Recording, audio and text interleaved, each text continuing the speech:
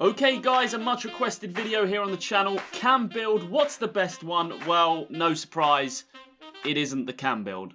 Before we start, we are literally so close to 80,000 subscribers, so help us out by hitting that red button below the video if you do enjoy the content. So as I said guys, no surprise, EA did a whoopsie. More specifically, they pissed up Cam.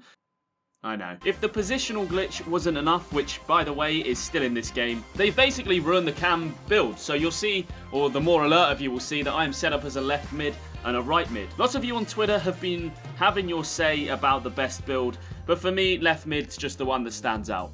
Of course, there's no difference between left mid or right mid. It's a personal preference based on which foot you are. So I play left mid, 5'9", £99. This video's taken quite a lot of research. I mean, I've been sitting there with Rodinho, who you guys know from the videos, kind of just looking through the stats and playing about and seeing what really is what in this position to start off with, taking all the traits off and trying to work out where is best to basically go. And I kind of settled at 5'9", £99. For me, it has the best balance, if you look at the stats, between agility, balance itself, speed, reactions. Of course, they play their part as well. I like to play 5'9" because between 5'9" and 5'7", there's not too much of a difference, but I do prefer that little bit of extra strength, otherwise you kind of just get chucked about. 72 strength with all the traits that I do have on there is quite low. There will be clips to follow with tips and examples of what I mean, and £99, really ridiculous, I know, but it just works. If you move that weight up, yes, of course the strength goes up, but just look at the hit your agility takes. You're down to 81, 83, and that is with maxed out agility. I've got all the trait points I possibly can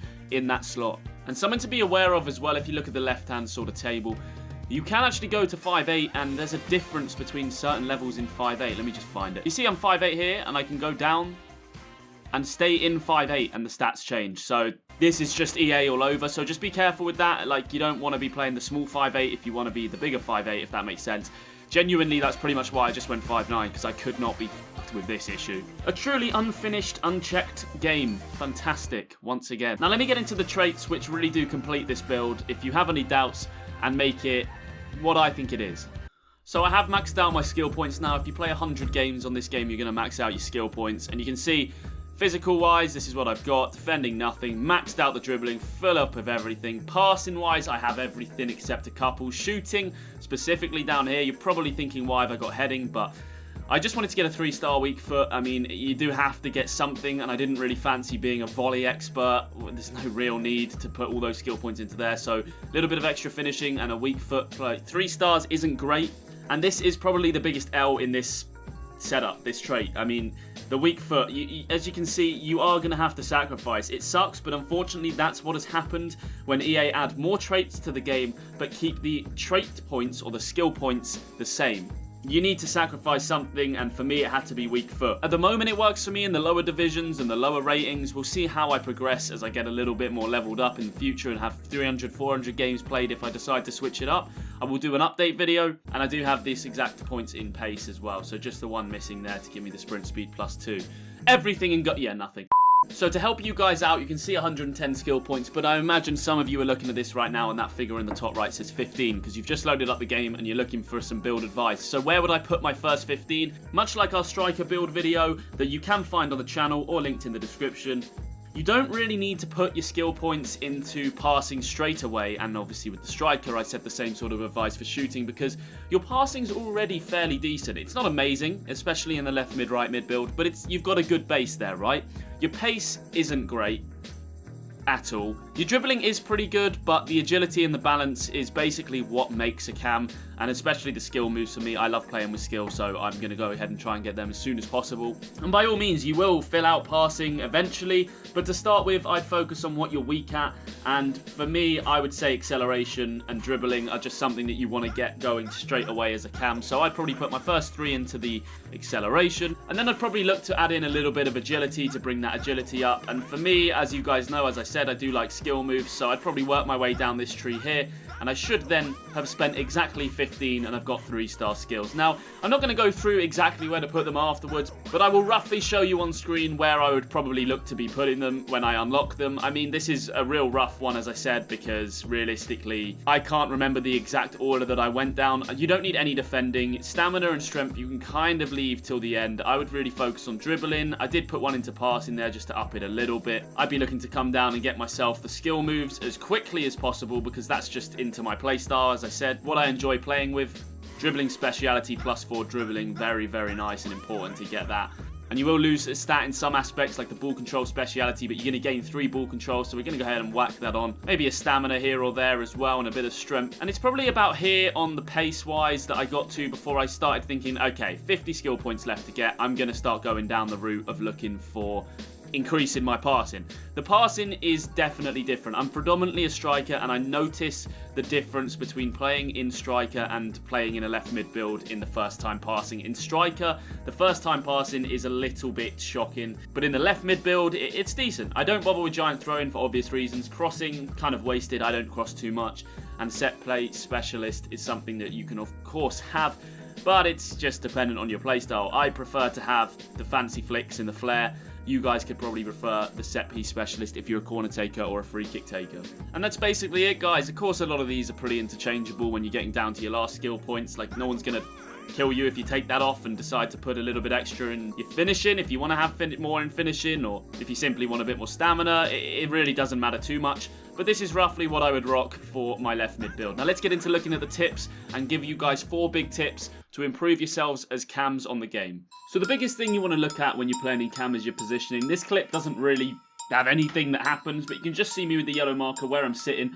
I'm not getting too far away from the defence and the midfield, and when they pick up the ball, I'm trying to come and give options for him, and they mark me out the game. Fair play to this team. They don't really let me have a chance to get it. You can see that Ennie's trying to find me, but what it does is it creates space, and I want you to take that as advice going into games that you might not always get the ball, but try and come short when your team's under pressure. Try and get it, because your job is to link the defence and the attack. So of course, passing is your best friend. When you're a cam, your job is pretty much to get assists. You're going to have to score, you're going to have to defend sometimes, but predominantly you want to get assists. And just there, you see how I make a run through? You don't want to do that. You've seen from my striker video that passing in striker isn't that great, and my striking partner could not find me with a pass there. If you compare it to me in the same position when he's running through, look how easy it is for me to find a pass, and that's just the difference in the low-level passing stats. So try not to overlap your striker too much. Sit in the hole and wait for him to do it, and he does very well there to just jinx the keeper and put an easy finish in. Now I pick up the ball, and this is pretty much where you want to be for the majority of the time. You've got your 2 strikers in front of you. I overlap that time, but again, not looking for a shot, and a cheeky shoulder tap. There is not a button for that. I have no idea why or how my guy has done that, but the really important thing to focus on is the sweat. Your strikers are going to need to help you out and make good runs like that, but you kind of only need to overlap when it is essential. I pick up the ball here again, little fake shot into a pass, easy, find my striker who just puts an easy finesse past the goalkeeper. And you can see again there a good example of I'm picking up the ball from the left mid there, coming nice and short, getting the ball, and then I kind of build the attack, and I don't sprint. Really important, guys. Just I can walk it there. If he's going to stand off me, I don't need to be smashing down the sprint button. And a little bit later on in these clips, you'll see an example of when I do that and how it doesn't work. The touch is pretty awful, so try and slow your game down. I said that in the striker video. Again, you don't really need to be sprinting too much. Again, similar position. Look at where I am on the field to try and help build up the attack. My striker holds the ball up. I overlap this time, running all the way in, and obviously I'm going to go for a shot. Yeah, I'm not. I'm looking for the sweat, the pass into a striker who's going to have much better finishing stats than me. Now, this is kind of like why I like the flair trait. Again, pick up the position in a decent place. Play it into my striker who finds me again, and this little back heel I just absolutely love. You don't tend to see those sort of passes. The striker does his best to just mess it up and not finish, but you get the idea. The flair trait is something that I really like to use. Now, a pass again into the striker's feet, and it is really that easy. You're just looking to play it to your strikers who are going to go for the low-driven finesses or the finesse shot, just power it home for you. Again, similar position, play it into the striker. It's a bit of a bad pass this time, but I follow it in, and instead of just rushing across, I use that new skill move, which I've talked about before and how effective it is in other videos. Jinx my way past him. No absolute secrets in that. Just don't sprint. All I did there was kind of walk, take a little bit of L1 dribbling, but, you know, just walk it past. And this is kind of weird. It kind of bobbles up off the pitch there as it goes past him, but you just don't need to sprint. This is what I was talking about earlier. Look at that, sprinting touch, and it costs us a goal because I'm holding down that R2 or RB. You don't need to do it. I could have jogged that in and we would have had an easy goal, and you need to learn from that. You don't need to always sprint, especially when taking a first touch. I hope these tips are giving you guys an insight into how we play. Of course, on previous FIFAs, we've had some decent records, 70 wins, 0 losses, 100 wins, couple of losses on that, those sort of things. And that one there is an R1 square. Really nice cross, low-driven cross that seems to be working this FIFA, but I haven't tried it enough to really know yet if it does work. Again, there you can see that agility coming into play, and the finishing in this build is not too bad. I probably could have sweat that looking back on the clip, but the finishing did not let me down there, despite it being a little bit lower than it is in Striker. If this video helped you guys, please do drop a like on it. Subscribe to the channel. As I said, we're so close to 80,000 subscribers. And remember to comment what build you guys want to see next. The most comments for that build will be next up. So check out our Race to Division 1 series and everything clubs on the channel. And we will see you guys next time. Have a great day.